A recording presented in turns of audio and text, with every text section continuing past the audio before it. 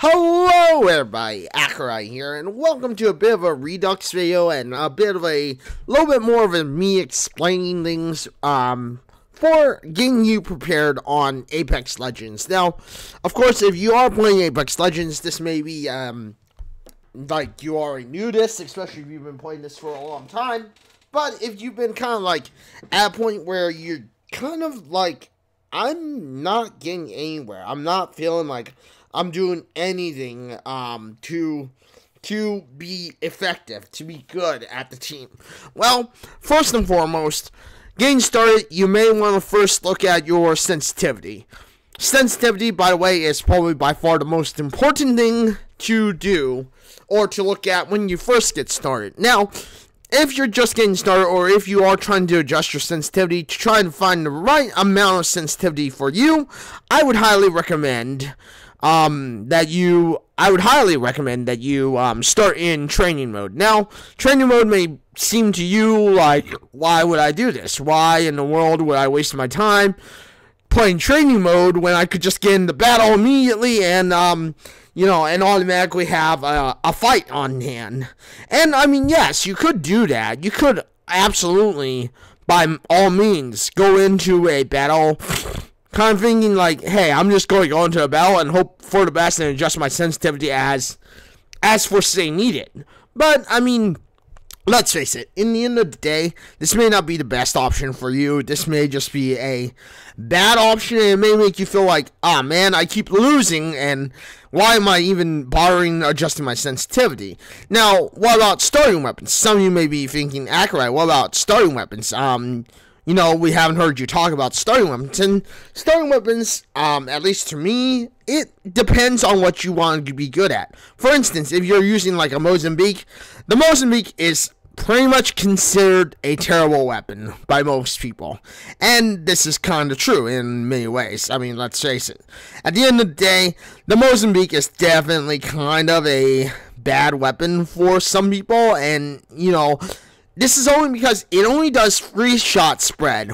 Overall, it only does like a free shot spread. And with that free shot spread, I mean, let's face it, you're probably missing a few shots that could be invaluable to your progress and to making it a viable strat or viable for you. And if that's the case, then obviously you may want to consider looking into, something like, for instance, the sensitivity, or just checking to make sure that when you hit somebody, you're actually hitting them. You're not just like, kind of rounding it off. Now, obviously, also you may want to look into preferred weapons. Like for me, my preferred weapons are the Peacekeeper and the Spitfire. Obviously, Spitfire, I'm probably never going to always find. It's very, very hard to find the Spitfire all the time. But if you find, like, a Peacekeeper, that's also very, very hard to find all the time. So, of course, I've still to have a knowledge or a vast idea and good point of view and knowledge of using something like the Hemlock, something like the Flatline, and alongside that, something, for instance, like the R301, or, at worst case scenario, the EVA 8. But, I mean, training mode is the best place to try and find your weapon of choice. Try and find what weapon you want to get comfortable with. As it is, you have every weapon available to you. Not just one weapon is available to you. The Triple Tick is available to you. The Mozambique is available to you. The Peacekeeper is available to you. The R301 is available to you. The R45 is available to you. The R99 is available to you. You have a plethora of weapons, and every one of them is of course in the game.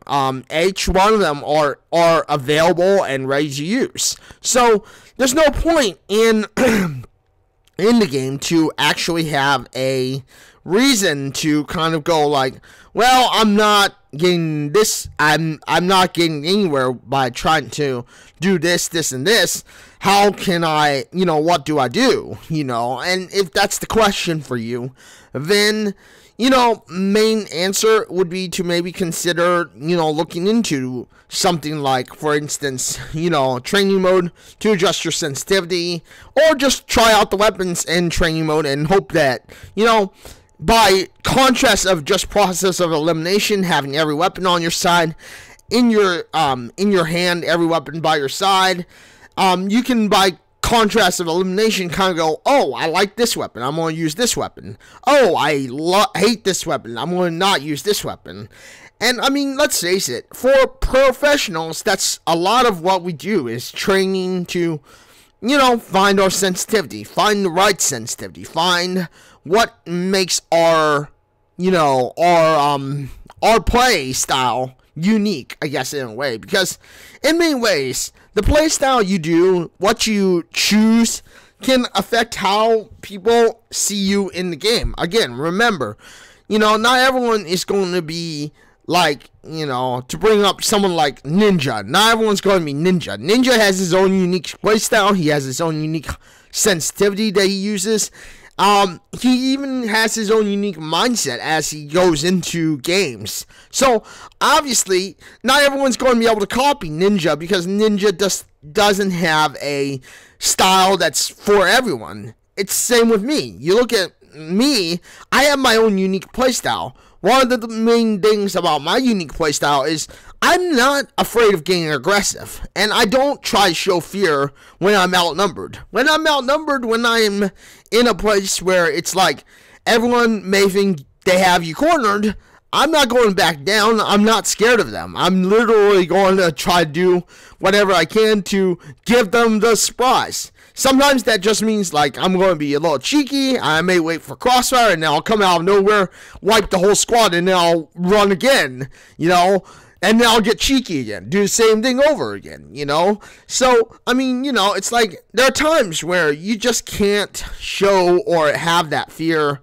attack you, I guess you could say.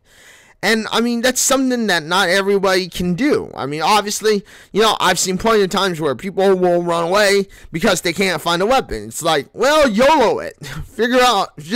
See if you can do something. Because, like it is, something is better than nothing. For the most part, something is better than nothing. And if you're not doing anything when it comes to, your playstyle and what you're doing, then let's face it, you're probably not going to be very useful to the team or anybody. I mean, 9 out of 10 times, people are looking for someone that is useful, at least to a degree. And with that being said, you obviously are needing at least somewhat of an idea of the game plan that you need when you're dropping in. As I've said before, dropping in, you want to make sure that you have a game plan. You have a unique thing that can help you. You have something that, in general, just gives you that little bit of an edge. Because, again, like it is, if you're playing Smite, obviously there are going to be people who are looking for that little bit of an edge. When you play something like, for instance, Dead or Alive 6, obviously you want something unique. You want something that can help you be you, and in a way, everybody. So, it's like everything you do has a reason that it's there. Every spot that everything you take, it's not going to be a copy of, like, Ninja, Dr. Disrespect, Shroud. You're not going to have a copy of me. I mean, unless you're really, really into watching, like, and seeing, and then trying to adjust and maybe even, copy the movements that I do sometimes. It's like, you're not going to have someone unique like me. Some people are completely fearless. They will not do anything until they see, like, for instance, the song they like, and then as soon as they see the crowd or whatever, it's like, the crowd will literally go wild. The crowd will literally love what you do. So, I mean, in general, your overall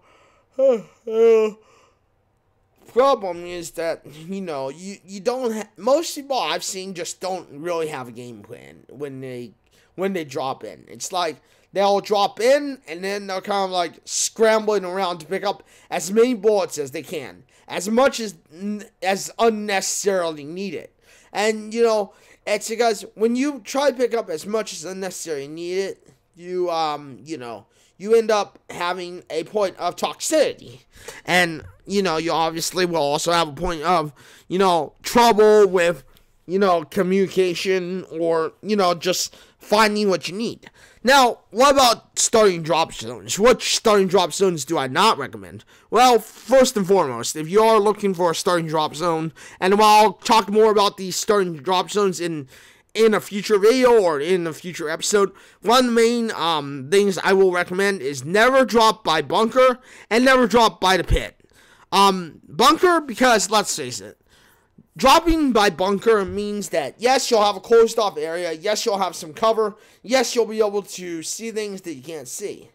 But, but the new glass, if it is even the new glass, I'm not sure if he's talking about the stick itself or if he was talking about the factor that he just was not happy about the whatever it was.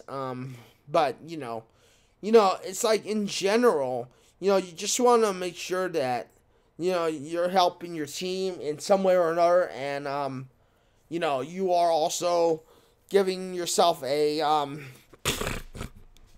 good, if you will, run, to not be afraid. I mean, again, too often, like I've said before, too often we get too many players who are just pretty much afraid. They pretty much will just say, oh crap, I'm not even going to bother, I'm literally just going to drop out, and then,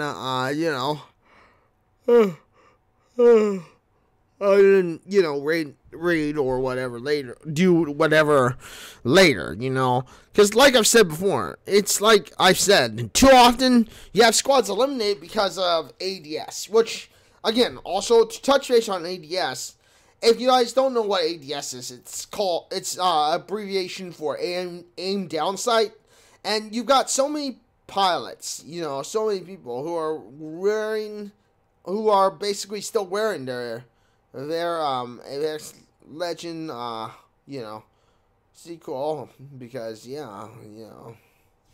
and, it is what it is. But either way, I mean, hopefully you guys all enjoyed this video. I know it's a bit longer. This was just a little bit of a Let's Talk video, a little bit of a startup video to help those of you who were having trouble starting up, or, you're just kind of tired of losing, or at least not getting into top 3. But with that being said, I am live on Twitch at www.twitch.tv/Akreye. I am live on Wednesday, Thursday, and Saturday for sure for about 4 to 5 hours. But lately, I've also been live on Monday, Tuesday, Wednesday, Thursday, Saturday, and potentially Sunday. Sunday will always be a potential bonus stream, but Monday and Tuesday we will be running on the main clone PC, or sorry, not clone PC, but the main clone to help some people get their PC back when it's trying to, trying to, you know what I mean. Sorry if I'm dragging on a little bit, but anyway, like I've said, Monday, Tuesday, Wednesday, Thursday, and Saturday I'm on. I probably will be on stream on Monday and Tuesday, and Sunday are just kind of like. Monday and Tuesday I've lately been able to go to, but they're, like I said, 2 hours, maybe 2 hours, 30 minutes, usually. Sometimes they go a little longer. But with that being said, thank you everybody for joining me today on this video again. And until the next one, everybody, this is Akreye, signing out and saying, farewell, everyone.